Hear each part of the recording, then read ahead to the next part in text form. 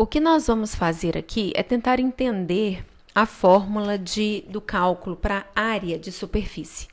Então, o que eu tenho aqui é um pedaço de superfície, ela está parametrizada em U e V, e notem que U e V, eles são limitados, né? Nós temos aqui um pedaço de superfície que eu quero calcular a área. O que nós vamos fazer? Como nós fazemos com o cálculo diferencial para o cálculo de área, né? Isso sempre vai envolver aí uma integral.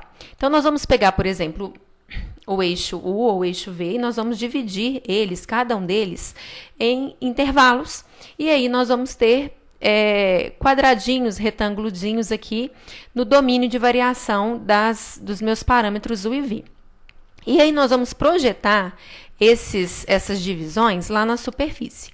Então, nós podemos notar que quanto maior o número de divisões, mais essas áreas, né, areazinhas dos retângulozinhos projetadas, vão se aproximar das áreas da superfície aí.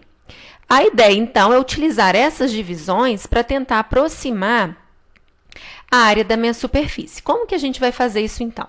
Então, toda vez que eu faço essa subdivisão, o que eu consigo? Então, se eu venho aqui, ó, e essa curvinha, que aqui no caso é uma reta, ela depende de um parâmetro só. Isso aí eu fiz em vídeos passados. Então, suponha que essa curva seja dada por U igual a constante, ou seja, ela depende somente de V. Se eu derivar a equação dessa curva, que depende só de V com relação a V, o que eu vou conseguir é um vetor tangente a essa curva naquele ponto, que vai coincidir com a curvazinha, porque é uma reta, né?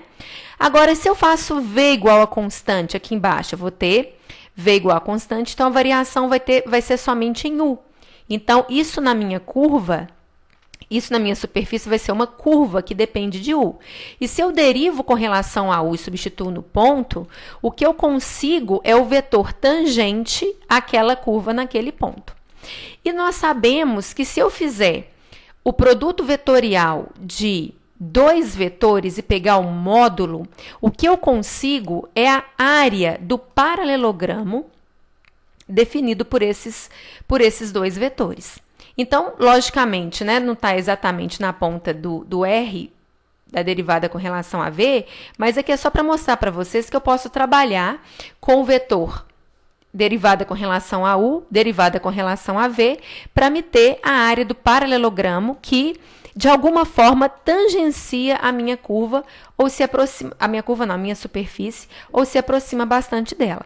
O que vai acontecer é que quanto maior o número de divisões, mais esse paralelogramo, mais a área desse paralelogramo, ele vai coincidir com a areazinha da minha superfície. Então, quanto maior o número de divisões, mais a área do paralelogramo vai se aproximar à área da minha superfície. Então, nós teremos aqui, quando o número de divisões tender ao infinito, a área do paralelogramo tende à área da curva, levando-se em conta o diferencial de área utilizado para dividir, né, a nossa curva aqui no domínio de U e de V.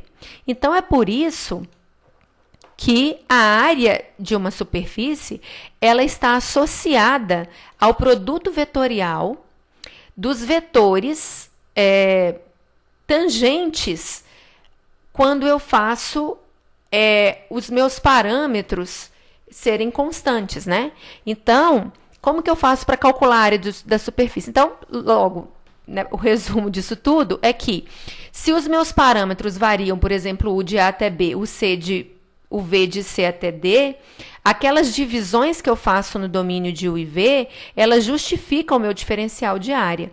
E a aproximação da minha superfície, da minha área, é dada pelo produto vetorial, né, de R derivado com relação a U e R derivado com relação a V em módulo. Então, nós vamos fazer um exemplo para vocês verem como que essa conta pode ser feita. Mas, na verdade, era só um modo de mostrar para vocês, não mostrar formalmente, mas visualmente, o porquê que a fórmula da área é desse jeito aí.